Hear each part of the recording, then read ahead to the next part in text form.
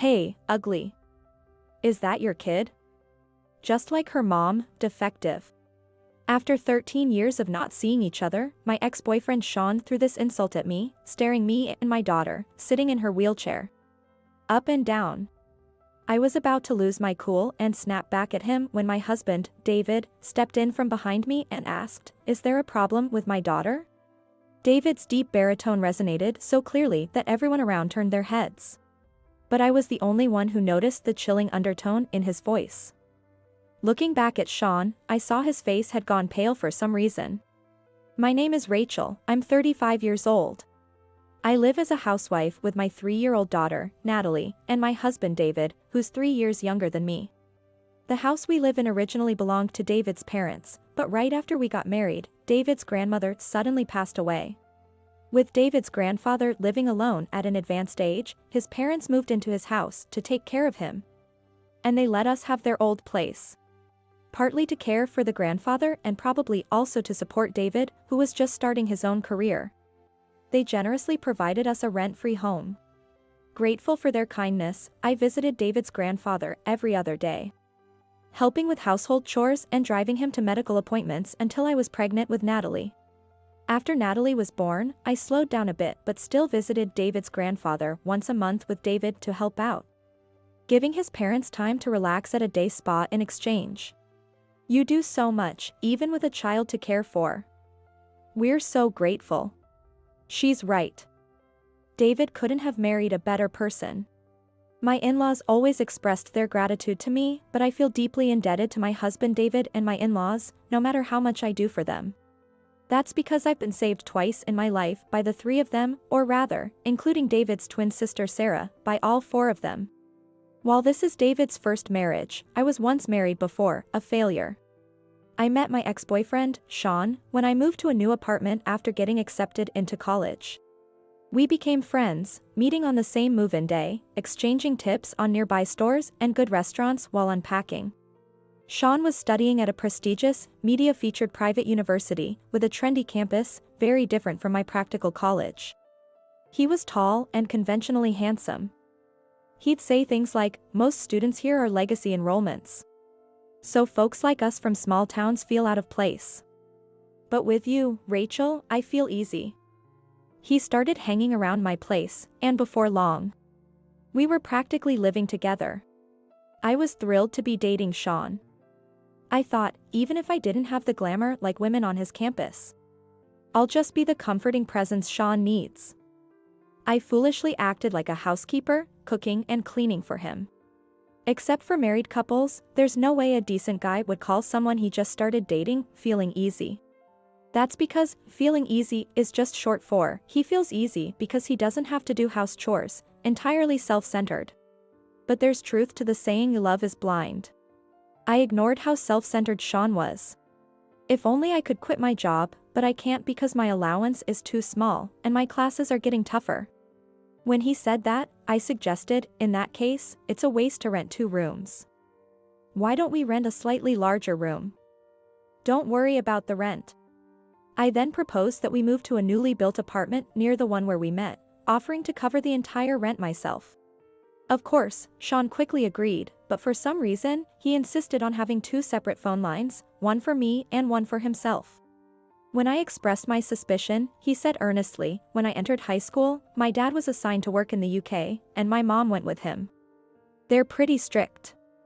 If they find out we're living together, they'll not only cut off my allowance, but they might even tell me to drop out. You wouldn't want that, right? And your parents would be upset too if they knew we were living together, even if we do plan to get married someday." At the time, I was so focused on the idea of getting married someday that I didn't think too deeply about the rest. However, this fully shared living arrangement ended up placing a significant financial burden on me. Since the apartment lease was in my name, not just the rent but also all the utilities like electricity, gas, water, as well as the landline phone and internet bills, were inevitably drawn from my account. At first, he said things like, "Since you're covering the rent, I'll contribute more toward utilities," showing a noble intention. But he soon started saying, "Sorry, Rachel. I'm tight this month because of social obligations.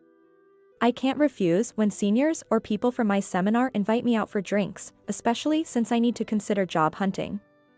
And before long, I ended up covering all the costs. Before I knew it, I was paying for groceries and even the beer Sean drank after his bath. The only thing he ever contributed to was the cost of delivery pizza when his friends came over. Moreover, whenever he invited friends from his seminar or extracurricular activities to our place, he'd always tell me, "I haven't mentioned about us, Rachel, because if they find out we're living together, they'll definitely tease us." He'd then insist that I stay out of the apartment for the day. However, with all my free time outside of classes consumed by my part-time job and household chores, I had no friends I could consult, vent to, or lean on. As a result, I had no choice but to spend the night at hotels or diners. While summers were tough, I felt utterly lost during winters, sitting in a park early in the morning, with not enough money and no place to go. I often cried, "What am I doing?" As time went by, both Sean and I became college seniors and began earnestly preparing for our job searches. By this time, I snapped at Sean, "Start paying your share. You're acting like a parasite." Suddenly, his voice turned sweet, and he said, "Sorry, I just couldn't help but rely on you, Rachel. Please, don't be so mad at me." Clearly trying to appease my mood. The next day, he came to pick me up at work, which was unusual. When we arrived at my apartment, I found he had cleaned up the place and set up a dinner, flowers, wine, and cake, all seemingly procured from a high-end department store. I was moved by Sean's rare thoughtfulness, something I hadn't experienced in all our years together. He topped it off by presenting me with a ring from a popular casual brand at the time. As he slipped the ring on my finger, he said, "This is all I can afford for now, but one day I'll buy you a diamond worth 3 months of my salary." I remember blurting out that I felt the happiest ever in my life, something I'd probably heard somewhere before. But that happy memory is the only one that stands out. Soon after, Sean said, "I can't decide between a job or studying abroad, but I know that if I stay like this, I'll just end up relying on you again. This is a big crossroads in life, so I want to try making it on my own for a while." He moved out, saying he'd share an apartment with some friends. Suddenly being left alone made me anxious, but since Sean had left some of his belongings and texted or called twice daily, I decided to shift my mindset, thinking, I shouldn't feel down, I have to work hard on my job search too. Eventually, I secured an offer from my first-choice mid-sized trading company. However, around that time, strange calls started coming more frequently to the landline registered under Sean's name. The answering machine would pick up, and I'd overhear unsettling messages like, "We'll be in trouble if you don't pay back by this week." Or, "Don't think you can mess with us." I hurriedly called Sean's phone, but he just said, "Don't worry about it." Soon after, ominous letters with words like "demand for payment" and "final notice" started showing up in the mailbox. When I questioned him firmly, he snapped, "Stop nagging me. I've stayed with a defective loser like you for so long, so consider it your duty to pay up." He hung up and wouldn't answer my calls again. It struck me that I didn't know his new address because I'd been fooled by his regular check-ins. When I contacted the university, I was told, "We can't provide information to unrelated individuals," leaving me desperate. In a last-ditch effort to find a clue, I decided to open the boxes Sean had left in his room. All I found were documents hinting at loans from multiple financial companies, old clothes with no apparent value, and a used laptop. There were no clues to his parents' address in England or where he might be living now. And it dawned on me that I had been nothing more than a cash cow for Sean. Worse still, soon after losing contact with him, 2 men in suits showed up at my apartment. I found out that the loans which I thought were made by Sean were actually made jointly under name of Sean and me. I was too into Sean to be able to find out that he fooled me. The blow of being abandoned by Sean was enough, but this additional hit was crushing. My husband, David, and his family were the ones who saved me. That's why I'll do anything I can for my in-laws and husband. However, while I was pushing my daughter Natalie's wheelchair and walking through the shopping mall with David, we unexpectedly ran into someone I hadn't anticipated meeting. It was Sean himself, my ex-boyfriend who had betrayed me in a cruel manner and abandoned me 13 years ago. When he noticed me staring at him in disbelief, he looked both at me and my daughter in the wheelchair. rudely scrutinizing us before approaching with an unpleasant smirk. His first words were, well, look who it is. Is that your kid? Takes after her defective mom. The thought of not only myself but also an innocent girl being slandered made my mind flare up, but the next moment, someone smoothly stepped in between Sean and me. It was my husband, David. Is there a problem with my daughter? David's clear, resounding voice drew the attention of passers-by, who stopped to see what was happening. Yet, amid all this, Sean turned pale and didn't respond at all. Natalie and I exchanged glances, wondering what was going on as Sean nervously yelled at David, "This is a private matter. It's none of your business." Unfazed, David responded with a smirk, "It's my business, which is why I'm speaking up. Otherwise, I wouldn't waste my breath on you." Turning to Natalie, he smiled and said, "Mom and Dad have something to handle. Your aunt should be here soon, so you go on ahead to her place. Okay?" I was shocked, but Natalie, calm beyond her years, just said, "All right. You better come soon, okay," and left with David's sister, Sarah, and her kids. David leaned in closer to Sean, now visibly shaken, and said, "Let's have an adult conversation, shall we? Here. We'd be putting on a free show for everyone. Let's move." Sean isn't particularly short, but being stared down by David, who stands nearly 6 feet 3 inches tall and speaks in a towering manner with unsmiling eyes. He must have felt that it would be better than facing curious stares from those around him. Surprisingly, he readily agreed to David's suggestion and consented to change the location. The three of us took a taxi to David's office building. After seeing the button David pressed and the tenant directory next to it, indicating that David was heading to a law firm, Sean paled again. However, he couldn't run away at this point and stepped into the elevator with David. Since David had the day off and appeared with a stern expression, accompanied by me, his wife, and our guest. The office staff were initially surprised but regained their composure by the time we were ushered into the reception room at the back. While I was watching David's profile, I managed to calm my mind. In contrast, the only restless and uneasy one was Sean.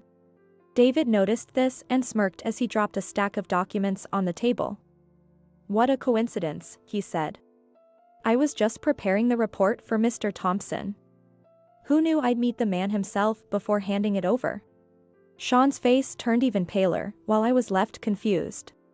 Sensing my bewilderment, David began explaining to both Sean and me. Mr. Thompson, whom David mentioned, was the chairman of a large machine tool company and a major client of David's firm. He had personally called David recently to investigate a man after introducing his granddaughter, who had just returned from college in England.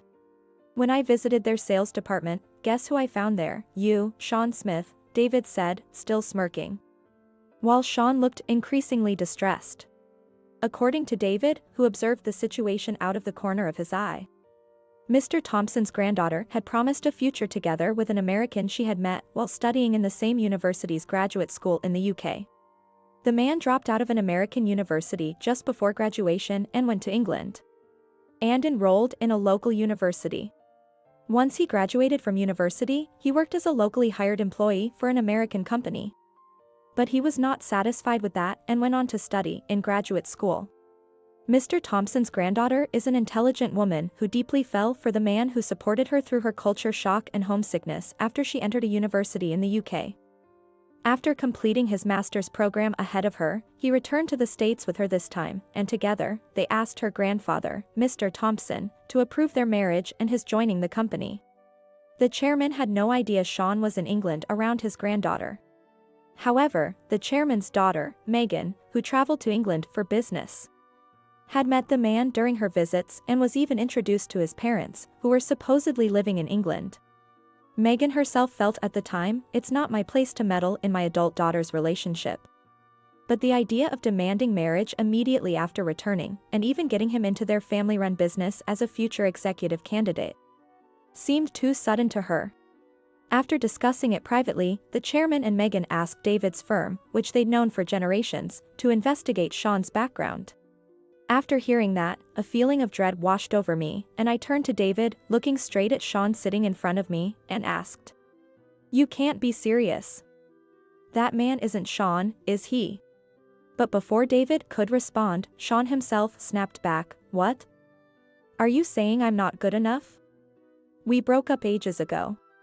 So it's none of your business who I marry." Sean has always been nothing more than a dark chapter in my life, and I have no interest in him now. But there are still plenty of things I want to say to him. "We broke up, huh?" "Yeah, we did. But right before that, you fooled me and made me have joint loans with you before skipping town." Sean looked stunned for a moment, but then smirked and said, "You were happy to be able to become my girlfriend back then, weren't you? Paying for the loans for me wasn't a big deal at all, right?" He pointed at David and added, "As I came back to the States and checked. I was glad to see you were married. I thought I'd find you waiting around for me since no one else would marry an ugly, defective woman like you." His disdainful tone made my blood boil again, but David stopped me once more. "Good grief. I thought you'd changed since you were so quiet earlier, but I guess trash will always be trash," he declared. When Sean disappeared and the debt collectors came after me, it was David's father who first stepped in to help. I had been a tutor to David's younger twin sister, Sarah, who is now my sister-in-law. Although bright, Sarah had become a target for bullying and was often absent from school. When her parents hired me to tutor her, I discovered she was being ostracized for defending a friend in a similar situation. I tried to cheer her up through both studying and listening to her troubles, which made her parents and grandparents take a liking to me, treating me like family. When the debt collectors showed up at my apartment, Sarah had just been accepted to her desired college. She and her mother had come to share the news, but were shocked to find me in such a miserable state, having been tricked to have debts. Enraged, they immediately called David's father and grandfather, who brought me to their law firm. My father and grandfather put all their efforts into finding a solution. They sought discussions with the financial company to void the loans which you deceived her into making. It seems like it was tough. But both my father and grandfather are known for being skilled in this field, so in the end, it all went well. In reality, I think the efforts to negotiate with the tricky financial company must have required tremendous effort. Despite barely managing to graduate from college due to the sudden disaster, the shock of being abandoned by Sean, and all the surrounding commotion, I ended up losing the job offer I had. I worried about how I would pay the attorney fees. But my father-in-law suggested that I work at his firm if I didn't have a job, leading to my employment at this office. I wanted to repay them at least in some way, so I worked with all my heart and soul from morning till night, even on my days off. I tried to pay the attorney fees in installments from my salary. But they accepted only a little more than the actual expenses to avoid getting reprimanded by the Bar Association. In the end, thanks to their efforts, the loans made under my name became void. So technically, you're not Rachel's ex-boyfriend. You're just a stain on her life. Despite this, Sean still didn't fully grasp the gravity of the situation.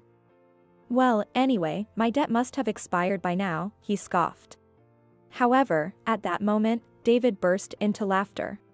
Facing a bewildered Sean, David said, "The statute of limitations hasn't expired. I expect the debt collectors will come for you early next week." Sean himself might have thought, it's already expired, since it's been 13 years. However, thanks to my father-in-law and grandfather-in-law, the loan became void for me.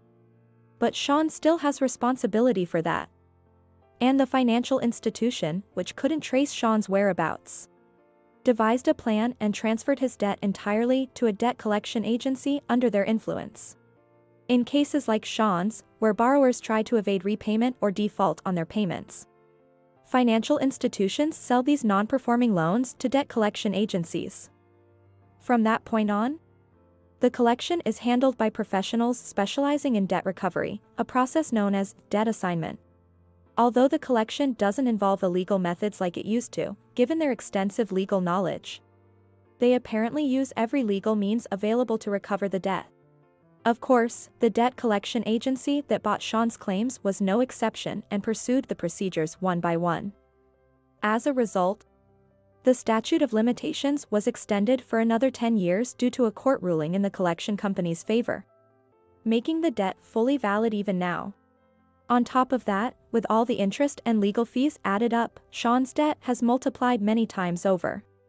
After hearing this, Sean's face fell, but he quickly tried to dismiss it. Well, if I can just get into that company as their granddaughter's husband, I'll be fine. It's about the thoughtless Sean. Even with this unexpected snag, he still thought that if he married into the company and became an executive, repaying his debt would be easy.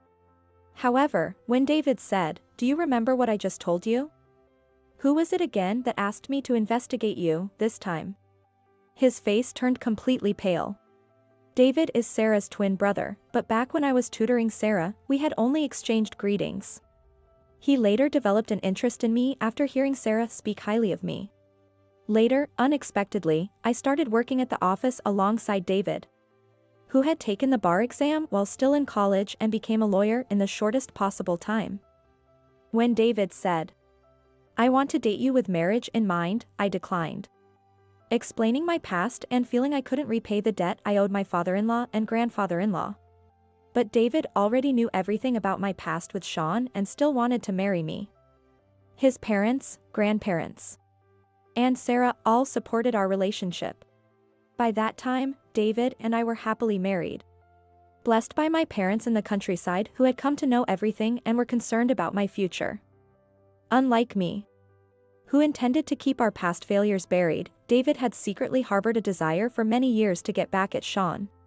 When Mr. Thompson's request came through, David initially thought it was a coincidence. But upon further investigation, he confirmed that Mr. Thompson's granddaughter's boyfriend, Sean Smith, was the same Sean who had discarded me like trash. He put together a report and was set to submit it on Monday. You might have gotten away with it over there, but in the States, that's not going to fly. Smith is the most common surname here. So you probably thought you could just claim it was a case of mistaken identity if something went wrong, he said before sharply warning. Don't think such shallow schemes will work on a lawyer. He revealed that the report had already been scanned and sent to both Mr. Thompson and his granddaughter. And by the way, we've also informed the lenders of your whereabouts. You should expect a visit from them soon, David said with a delighted laugh. Sean suddenly burst into tears and began begging, "Please, you have to tell them it was a mistake. One man's life is on the line." However, with a chilly smile, David said firmly to Sean, "Why would I, as a lawyer, have to go against my principles by telling blatant lies to a client? Especially to someone who hurled insults like ugly and defective at a young girl in a wheelchair due to an injury? In reality, my daughter Natalie was injured while on her way to violin lessons after being knocked over by a high schooler on their phone. Since then, Shannon and her kids, worried about Natalie's depressed state, decided to celebrate after she won a prize at an art contest. Today was meant to be a day of joy, but instead, we were dragged into this mess by Sean. David is utterly devoted to Natalie, and on top of Sean's past behavior, he was furious at his words against her. Even though David turned him down coldly, Sean continued to cry and plead, "Please, my whole life depends on this. How can you ruin everything?" However, David declared, "Ruining someone's life? What right do you have to say something like that? What you tried to do to Rachel and Mr. Thompson's granddaughter is the very definition of ruining someone's life. When you curse others, you dig two graves, it's simply a boomerang that's come back to you. You should accept it with grace." Then, as Sean tried to cling to him, David brushed Sean's arm aside and said, "Your exit is that way." He called the building security, who promptly escorted Sean out of the office. David and I exchanged smiles as we listened to Sean's sobs fade away. Later, I heard Sean rush to his girlfriend, Mr. Thompson's granddaughter, with a string of excuses. But she was already growing suspicious of him. So when the truth came to light, she was furious and warned him not to show up himself in front of her again. However, that wasn't the end of it, as Mr. Thompson and Megan, who felt their beloved daughter and granddaughter had been hurt, didn't let things rest. To prevent Sean from stalking his ex-girlfriend and sending her a mountain of messages and emails in an attempt to reconcile, she filed a complaint with the police, stating that there is a suspicion that he tried to marry under a false background and attempted to infiltrate the company as a con artist. While no criminal charges were brought, the police issued a warning over his stalking behavior. Despite this, Sean persisted and was arrested and charged after multiple incidents. Although he received probation, He was still given a prison sentence. After being released, Sean tried to return to his old life, but even with probation, his criminal record prevented him from finding employment anywhere, whether in New York or elsewhere. Desperate, he attempted to move to the UK for work, but the conviction made it impossible for him to obtain a visa, forcing him to abandon his plans. After learning the full story from Mr. Thompson and the police, Sean's parents disowned him, leaving him with no one to turn to. He found himself completely alone. Meanwhile, the debt collectors were relentless, so he had no choice but to search for a part-time job. However, he couldn't get a phone due to being on a blacklist, and his license had expired while abroad, leaving him without valid ID. With no fixed address, he couldn't find any decent work. From what I've heard, he now works at a shady handyman agency referred by the collection agency, living in a dorm with no privacy, working day and night. But I don't care, so I chose to forget as soon as I heard. On the other hand, David and I moved from our suburban house to a condo near the private elementary school Natalie plans to attend after her leg injury fully healed. Natalie didn't want to ride the train anymore, so she's happy to be able to take the bus and loves the view from her high-floor room. She enjoys each day. Our previous home had been David's parents' renovated house, and I worried about their feelings when David suggested selling it to move to the condo. But since handing the house over to us, David's parents had been enjoying their second life by the seaside, urging us to pursue our happiness. It's closer to my office, and we spend more time together as a family. I'm glad we went for it, David said, enjoying our new life as much as Natalie. Seeing the two of them so happy makes me want to take on a new challenge myself.